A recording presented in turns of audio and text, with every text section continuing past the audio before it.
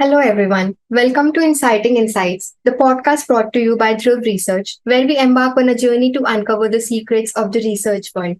At Inciting Insights, our mission is simple to spark your curiosity, ignite your imagination, and delve deep into the stories behind groundbreaking research and innovations that shape our world. I'm your host, Arpita, and today we are diving headfirst into the realm of curiosity, data, and discovery with the very first episode of Inciting Insights. And today, we have the privilege of speaking with Mr. Lakshit Mittal, who acted as the track chair for Y20 India, which is an official consultation forum for youth from all the G20 countries. Mr. Lakshit is invested in the health tech domain and was also a part of the founding team of the Government of India's Ayushman Bharat program, where he led the monitoring and evaluation team. So, thank you for joining us today, Lakshit. We are absolutely honored to have you here. Thank you for having me, Nipita. It is absolutely a pleasure to be here. Great, Lakshit. So, then let's start directly with the questions. All right. So, can you please firstly tell us a bit more about your role at the G20 Summit of this year and your initial impressions? Sure. So, G20, before I explain my role, I'll just talk a little about G20. So, G20, Yeah. as we all might know, is a grouping of the 20 top economies of the world, uh, which India is a proud member of. And it was the first time that India had the opportunity to preside over G20.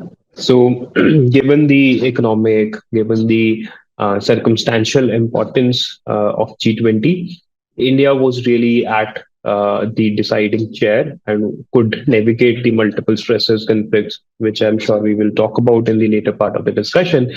But that India was at the chair in this year was very crucial, and the entire globe looked up to India to identify solutions to a lot of the problems that challenge the world. It is in this respect that G20 has multiple engagement groups. One of the prime engagement groups is Y20, which is for youth. And as Y20, when we were discussing as to what the priorities for the world might be, that India can help solve the world, we came up with five different priorities.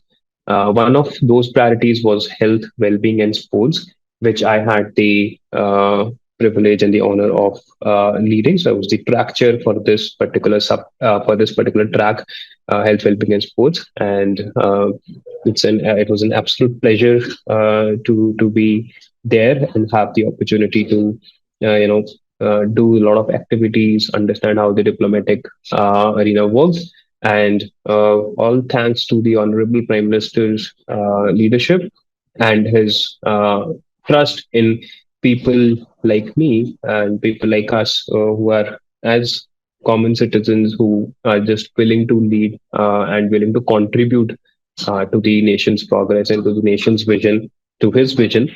So it is this vision that helped people like us contribute in a significant manner to this overall exercise. That's great. That sounds perfect. So, can you share what were some of the key topics and discussions that stood out to you during the summit? Yeah. So as I was talking about the five key priorities that we thought uh, are what the world is struggling with, and the world would benefit from India's leadership in those in identifying solutions to those problems. One is, of course, the health, well-being, and sports. Under health, well-being, and sports, we were discussing multiple things such as digital health well-being. So we saw during COVID how digital health infrastructure can provide a lot of health access, a lot of health equity, which traditional health infrastructure might not be able to do at times. So digital health infrastructure, its promotion is something that we discussed under Ayushman Bharat that I've been fortunate enough to be part of as well. We India has really leapfrogged in its digital health infrastructure and its uptake across the world. We provide cashless, totally seamless, and IT based health assurance to uh, 55 crore Indians in the country. and this provides them with benefit of 5 lakh rupees per year. This is such a phenomenal thing that just the scale of this scheme is larger than the total population of entire North America. Yeah. So we have seen the benefit of digital health infrastructure, and one of the topics was, of course, to see how digital health infrastructure can benefit uh, tackle various health problems that are there in the world. Other was how do you ensure holistic well-being? So a lot of focus lately, especially post COVID, has been on mental health, spiritual health, emotional health. So how do you really orient your healthcare to move from physical health only perspective to a more holistic, broader health? And of course, yoga, meditation, traditional medicines were a very integral part of these discussions. Other thing that we discussed is the sexual and reproductive health, which is very important to the young uh, in all the countries across the globe. Then we also discussed how prevention of substance abuse is important because it is becoming increasingly a challenge for all the countries to tackle. And also we discussed about sports, how we all know how we all grow up by playing active sports during our schools, during our childhood. But while we graduate into more adult life, we give up on sports and fitness overall. So how can we really try to bring sports back as part of active livelihood, as part of active lifestyle in people, is something that we deliberated upon. Apart from this track of health, well-being, and sports, we had future of work. We see all the challenges, work from homes, number of days that you can work, the entire AI, how it is impacting our work styles. So the future of work was absolutely important. Then youth in governance and democracy was the third key priority. We Unfortunately, the world is seeing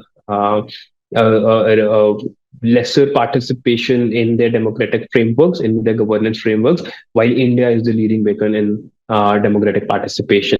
So there are important lessons which can be taken up from that. So we discussed youth in democracy and governance. Then fourth, we discussed climate change, which I think the audience definitely can more than relate to. And fifth was peace building and reconciliation. We see conflict rising across the globe. There's an active conflict going in Israel-Palestine area currently. There's an active conflict in Russia, Ukraine area. And then there is also active conflicts in various other parts of the world. And those conflicts are because of multiple reasons. Those are because of might be because of immigration, might be because of sovereignty, etc. But those are conflicts that are not being resolved in a very peaceful frameworks these days. And it impacts the young, the women, the children the most. So what are the possible solutions, and how can we really ensure that there is peace and then there is progress while we actively engage in dialogue to resolve existing conflicts? Those were the broad areas that Y20 discussed this year.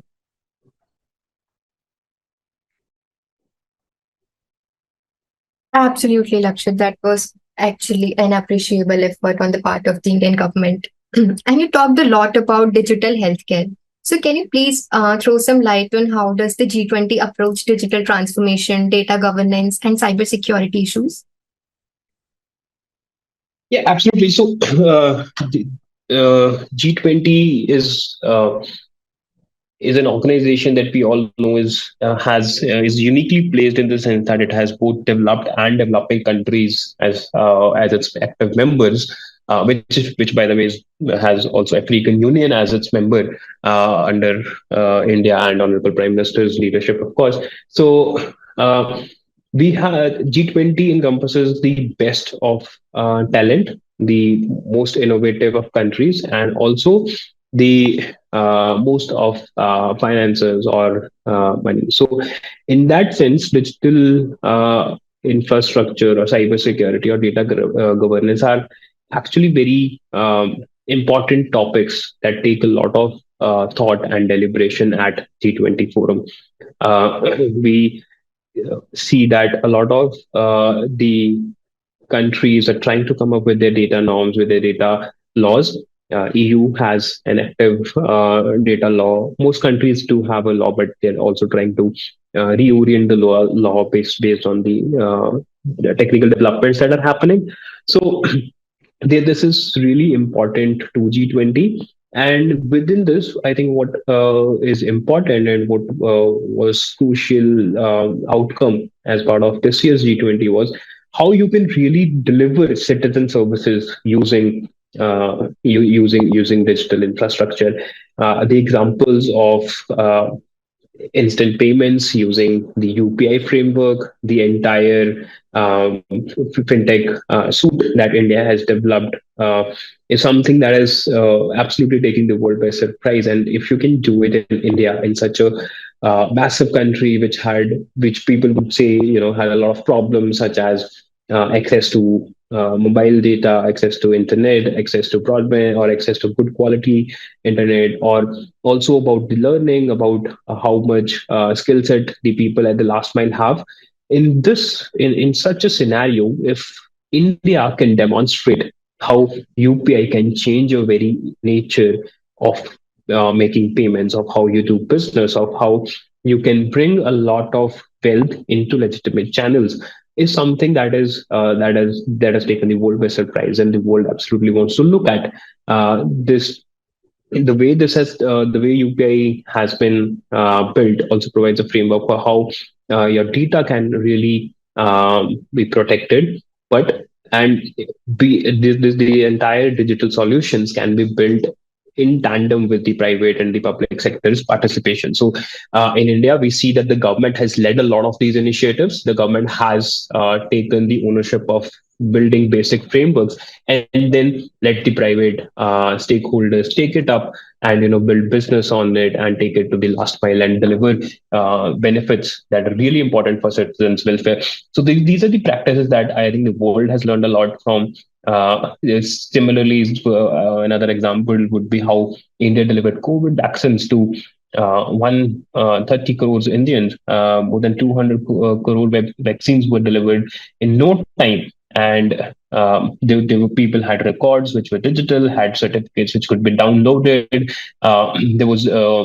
There was targeting based on which pockets are under vaccinated or which pocket needs second vaccination, etc. So those are really the digital solutions that the world is like looking to build, and India could really guide on that part. With that, of course, whenever we talk about digital frameworks, digital solutions, data privacy comes as a solid point, and which all the countries recognize as something that is very instrumental in deciding the good frameworks of how solutions can be delivered. India has brought in a data law, which is currently under deliberation. So that is also something that the world is deliberating on, and the discussions did take place on those. And I'm sure we will soon have solutions to those challenging and tricky areas as well. All right. So, Lakshit, as we know that G20 collectively accounts for approximately 80 to 85% of the global GDP. So, could you please discuss the economic impacts of G20 on India for our listeners? Yeah. So, you're absolutely right. Like, it covers about 85% of the GDP, global GDP, and about 67% of the global population. And India, in the last 3 4 decades, has globalized a lot, especially since the reforms 1991, and in the last 9 10 years, where we have opened up a lot, where we have provided a lot of confidence to global investors, to global uh, uh, businesses to really come to India. And this is also happening at a time when we see that there is bipolarity developing in the world, where investors, where businesses are they're trying to deleverage their situation, their supply chains from few countries, and then trying to diversify. And there is a particular shift from China to uh, India to other Southeast Asian countries. So in this sense, India becomes a really good opportunity, a really good place for investors all across the globe. Our FDI inflows are at their peaks. Our investments, our labor force productivity is at its peak. Our labor force is talented. We have a lot of young talent. Our demography is very suitable to both to manufacture, to deliver service, to build those services, and also to deliver and consume. So, in that sense, the world is really relying on India to give it the next push. It is also visible from the way economies are developing. We see that the growth rates are implementing all across the globe. Germany had negative growth for 2 quarters. Japan has stagnant growth for a lot of years now. UK had near zero growth in the last two fiscals. US has had a lower growth in between, and China's growth is also decreasing. But in this scenario, India's growth is a shine spot and is one of the largest. India is, as we all know, is the largest, fastest growing large economy. So in that sense, it provides a ray of hope to the world, and it will attract a lot of opportunities to India. One of the interesting stories or anecdotes that I can probably share is like I met someone who had visited India way back in 1983, and they said that when they visited India at that time, they thought India wants to tell us that India is poor. But now, when they come to India in these years, the way India has transformed, and especially in the last 9, 10 years, the way India has taken up and the way India has grown is absolutely phenomenal. And now, the image is not that India wants to showcase that it's poor or anything. It is not so, but it is visibly an aspirational country which is trying to develop at its fastest possible, and it's trying to provide as many opportunities to its citizens as it can. So that is how the global perspective on India is also changing, and definitely it will become, bring a lot of economic opportunities for our people and also our investors. Absolutely, that was pretty informative. So, Lakshit, as someone who represents the youth, what do you believe were the key takeaways of this year's summit, and especially for the Indian youth? Yeah, so I think there were a couple of things there, in the sense that the entire G20 exercise this year was democratized. The Honorable Prime Minister's vision was to make this a people-led movement and to not let this be an economic bureaucratic exercise which happens only in the certain corridors, but really bring those ideas, ground source those ideas from the people.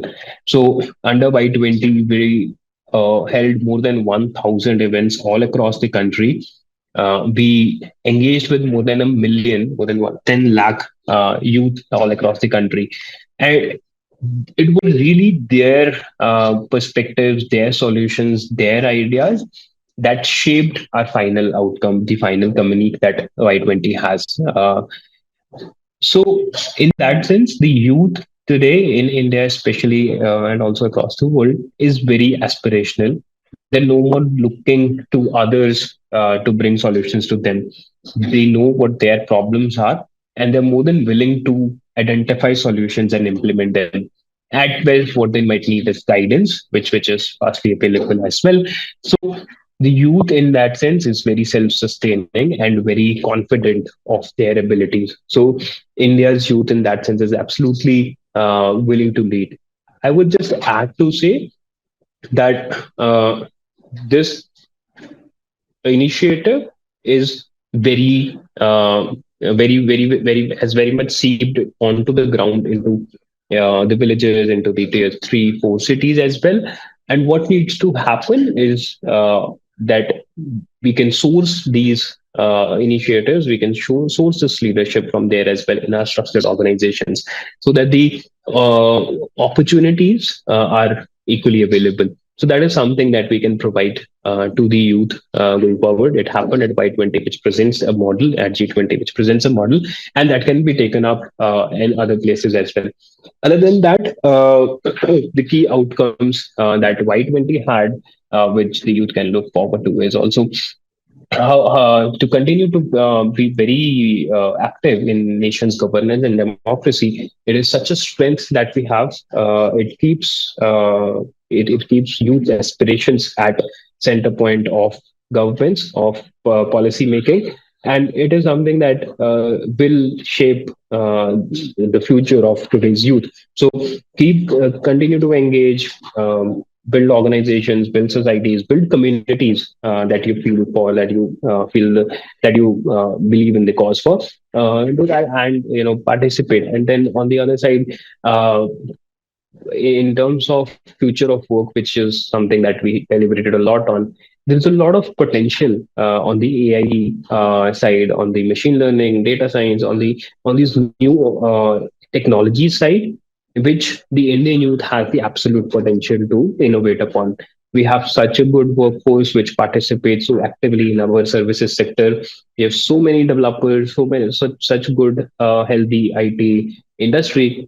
This industry will innovate for sure in the coming years, and it is time that we really take the leadership of industry 4.0. In the last three industrial revolutions, industry 1, 2, 3, we could not participate or take the dividends of those industrial revolutions because of colonial reasons. Maybe we were under colonial rule, etc.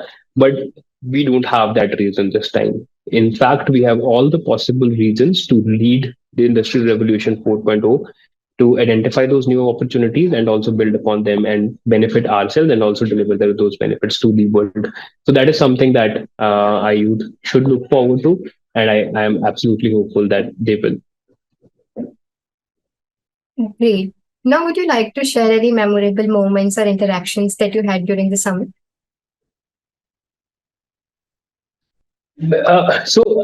We have had two major events. One was our pre-summit, which was at Ladakh in the month of April, and then there was a final summit, which was at Varanasi in the month of August. Both of these pre-summit and the summit saw participation of more than 100 delegates from all across the world. And what touched me was a lot of them landed in Delhi, so they got to see Delhi, but then they also saw Ladakh, which a lot of people might not visit otherwise. When we talk about India, generally people assume that the tourist centers are maybe Agra, Taj Mahal, or Kerala, or some other parts of the country, of course. But a lot of them shared with us that they would not have thought about visiting Ladakh if they otherwise planned to come to India. And the culture of Ladakh, the beauty of Ladakh, is something that they were absolutely mesmerized with. And the hospitality that the government of India facilitated and the Ladakh administration also implemented was something that all these 100 plus delegates from 40 plus countries were so excited and so happy to see about. And I think this is the emergence of India. It is not just that few engines are driving India's progress or India's dynamism, but it is really these parts and our country in totality which is driving. So we need to believe in our cultures, and people respect our culture. People see the diversity of our culture, and that is such a phenomenal. And especially when it comes uh, from other countries' delegates, it is such a refreshing eye to look at ourselves. That's amazing. So that was pretty much from my side, Lakshit. And I'm sure that these insights and informations will surely help our listeners to gain a better understanding of G20 and the economic scenario worldwide. So thank you so much for joining us today and sharing your experiences and insights. And it was absolutely a pleasure to have you here today with us. Thank you so much. It was great to be here and talking to you, Arpita. Great. So with this, let's call it a day and see you all soon in our second episode. So till then, keep researching, keep innovating, and keep learning.